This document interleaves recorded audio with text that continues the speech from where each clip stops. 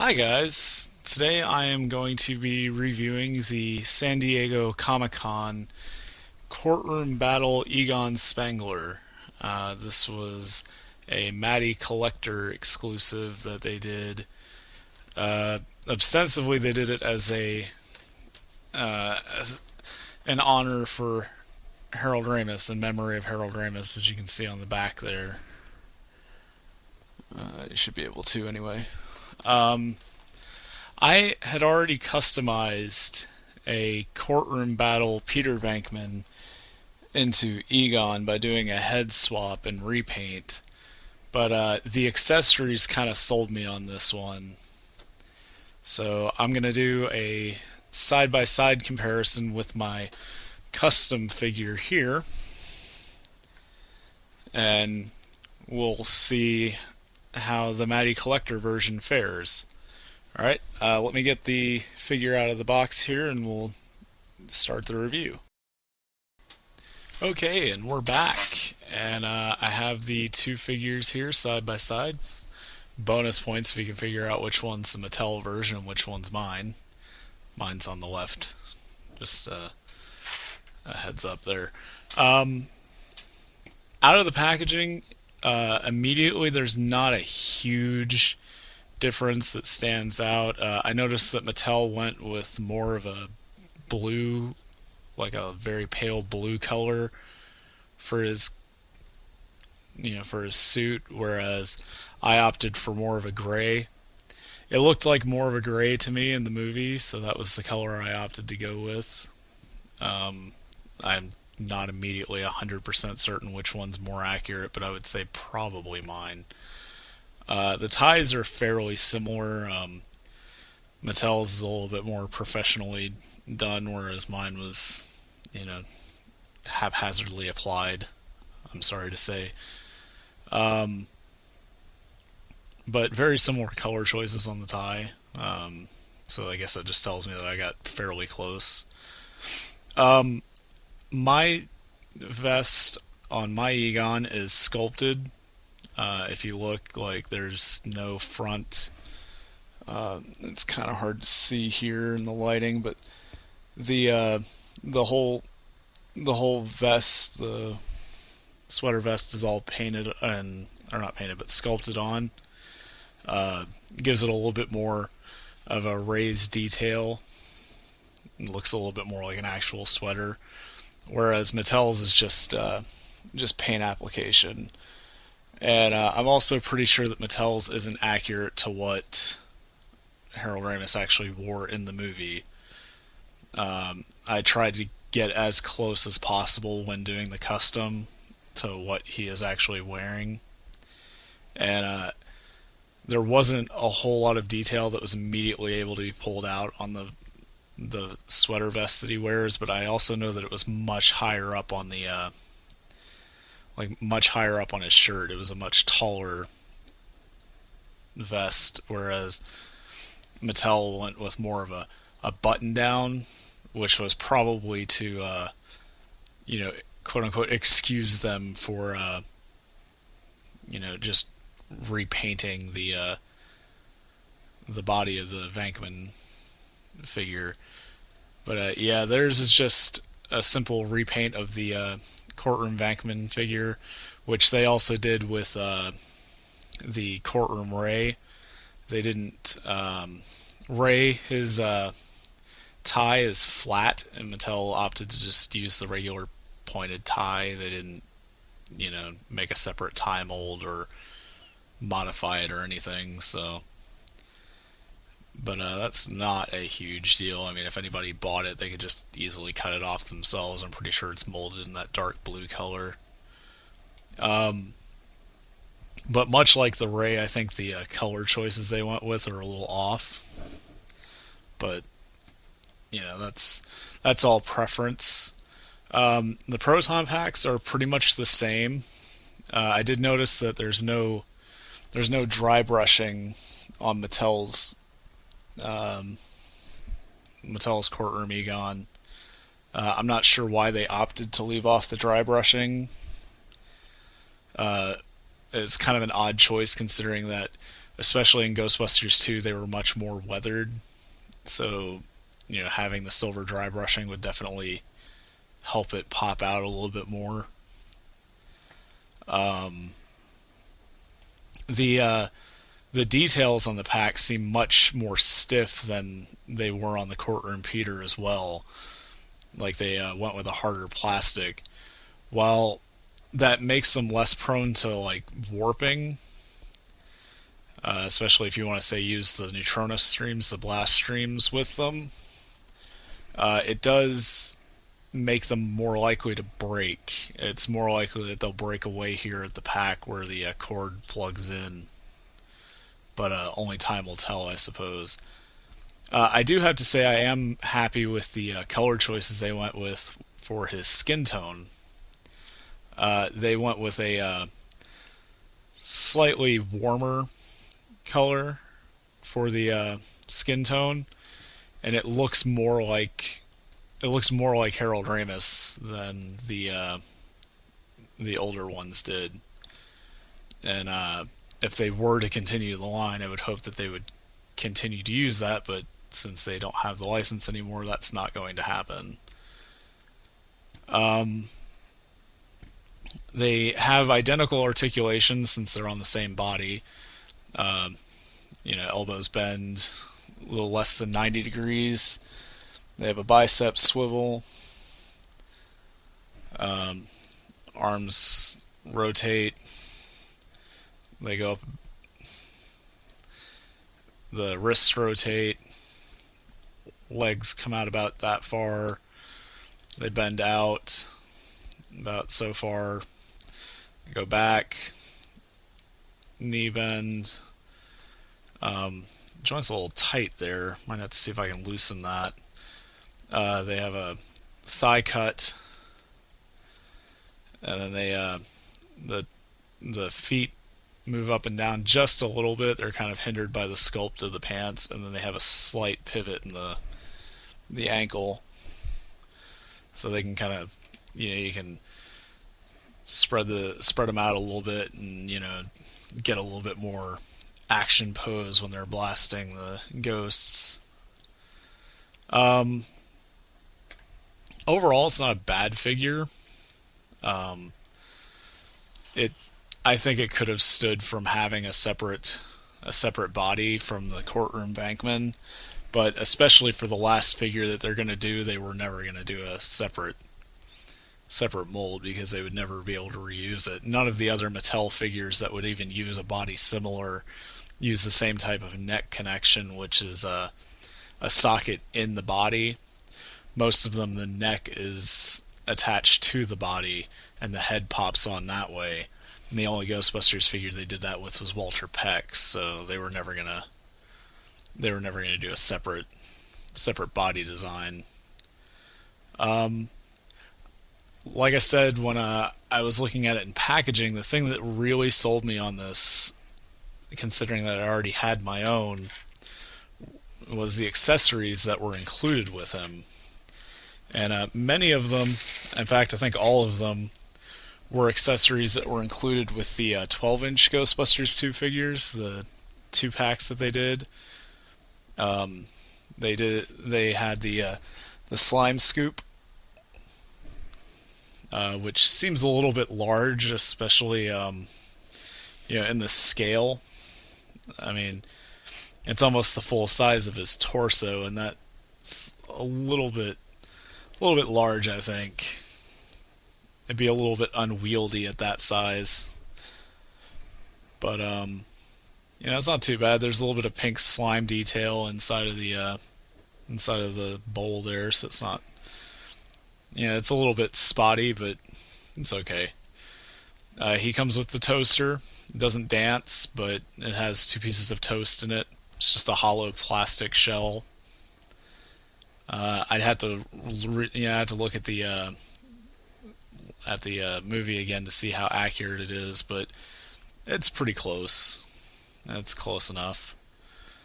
Comes with a magnifying glass, which I don't remember him using, but I suppose you could, it would be something that they might use. He comes with the KUD meter, or the kitchen utensil detector, or device, or whatever it is that the D stands for.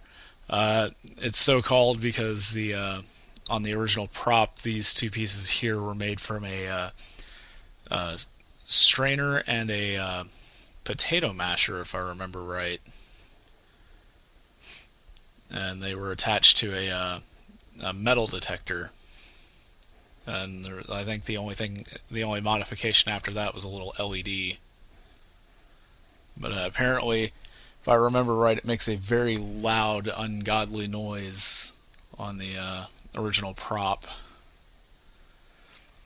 He comes with the boom box, so that you can pretend that they're playing Jackie Wilson for the toaster. He comes with the Ghostbusters 2 hot beverage mug, which on mine it's attached with a like a rubber band to the packaging, and it bent the handle on my mug. So I'm gonna have to put this in some hot water and see if I can bend it back. I tried just bending it back normally, and it just pops right back into place. So it's a soft enough plastic that it should be able to be bent with just heating and cooling it. He comes with the Geiger meter, which it's painted in a silverish gray paint. I don't know if that's showing up on camera very well, but it should be a more black color. But it's not a huge issue if you're not. It's not a big issue on it being the silver color, but if you're really that bothered by it, it's a pretty simple piece to just paint black.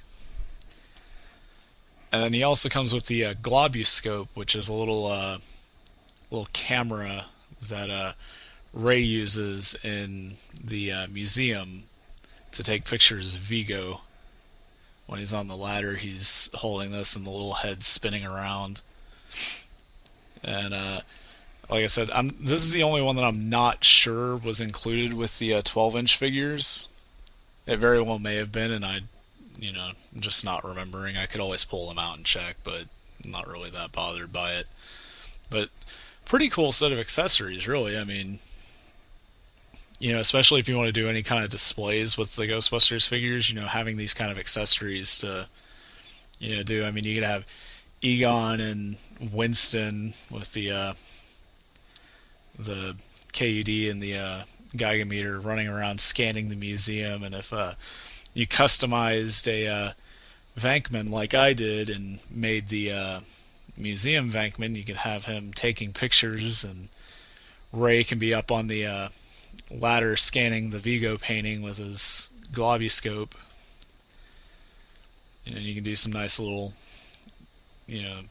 dioramas and things like that. But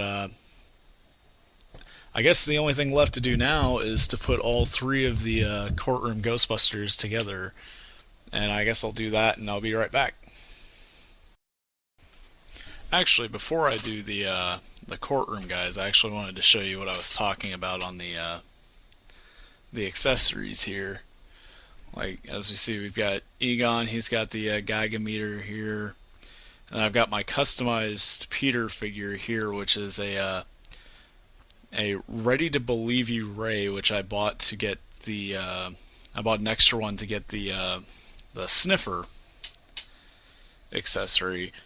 And so I had the extra body, which I sculpted a sweater onto, and I gave him a jacket from a Dark Knight Joker figure from the Mattel Movie Masters line, which is the same scale, and I repainted it. And then I gave him a camera, which I found a small camera. I believe it's a Playmobil camera, which is, it's not that great, but I gave it to him. And then the cord was from a defective Ray figure, the very first Ray figure they did that I got from Mattel, where the neck, the ball joint for the neck was installed too far up. so the head never actually sat even inside the figure. So I took the cord and I just cut it off of the pack and used it to attach the camera here. The Ray figure, I know it should have a removable pack. These should also all be uh, khaki suited figures, but I don't have the removable pack figures. And my khaki suited Ray is actually in a shadow box, so I couldn't use it for this. He has the globby scope there, and then my Winston here, I actually gave him the slime blower Winston head, which is the perfect Ghostbusters 2 Winston head. That was just absolutely perfect. Whoever they got to sculpt that hit that out of the park. And I gave him the KUD. And yeah, so here you can see effectively kind of the museum scene, where they walk into the museum to investigate Vigo at the towards the middle of the movie. And now I'll be back with the courtroom guys, the courtroom Ghostbusters. I'll be back in a minute. Alright, and here are the three courtroom Ghostbusters all together. The Ray is actually a customized Ray that I did before Mattel announced theirs. It's using just a courtroom Bankman body and repainted to the appropriate colors, and you can kind of see the whole crew together. The Ray, as I was saying before, if you look, I've got, it may be hard to see, but his tie is flat. And if you look very closely in the movie, you can see that his tie in the movie is flat versus pointed, like the figure that they ultimately released. I also didn't like how the jacket was more purple than the like brownish color that it was in the movie, and they used too light of a color on the shirt as well. There were just a lot of nitpicky things I didn't like about the Ray figure, and I would have bought the Ray figure for the Scoleri brother alone, but somebody on GB Fans actually had a spare Ray figure that they bought in order to customize into a Courtroom Egon. So they traded me their Scoleri brother for my services in customizing the figure for them. So that worked out well for me because I got the Scoleri brother and didn't have to buy the Ray figure. So the pack-in was really the only thing that I would have bought it for anyway. But that's my review, guys. Like I said, if it were me, I would just buy another Courtroom Bankman and customize it. If you if you would rather get a slightly cheaper figure, I think the Courtroom Bankman's going for like around $20 to $25 on eBay right now, whereas the Courtroom Egon, even on Matty Collector's site, just like buying it from them directly, ended up being like $44 with like shipping and tax and all that. It's like $30 and then all the fees on top of it, which really was way too much. But it was kind of an impulse buy, and like I said, I wanted the accessories, so I mean, the Geiger alone runs about $20 on Shapeways, if I remember right. So it's like, that's half the price pretty much that I paid for the figure just for that one accessory. And, and it's not a terrible figure.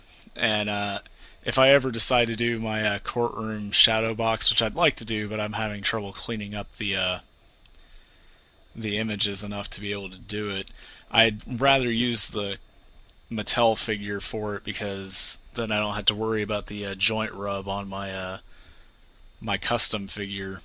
I can pose them without having to worry about all that. So, for that, for the simplicity of not having to repaint them after I'm done with the shadow box, I'd probably sooner use the Mattel figure for that.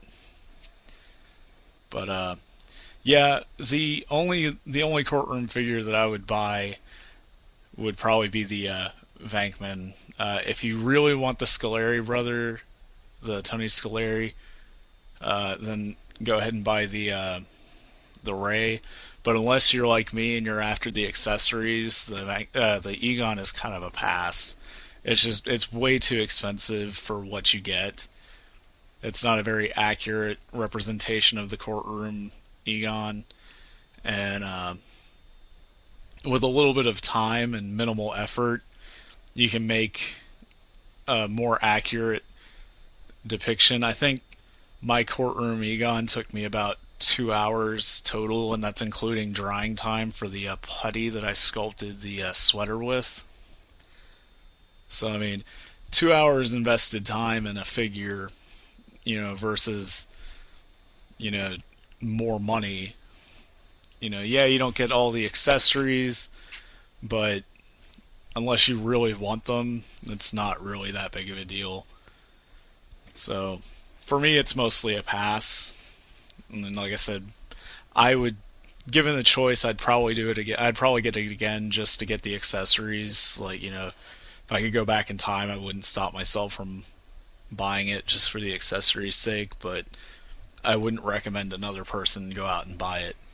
So if you have the option to get a couple of the Peter figures and you have, extra heads from other figures to do the customization, that would be my recommendation. Alright guys, well, I will see you guys next time. I'm not sure what the next review will be or what my next upload will be, but stay tuned. And if you disagree with my opinion on the Egon figure, please comment if you appreciate my view, or if you just want to share your opinions or thoughts on it, or even just your opinions or thoughts or your feelings on Harold Ramis, who we sadly lost last year.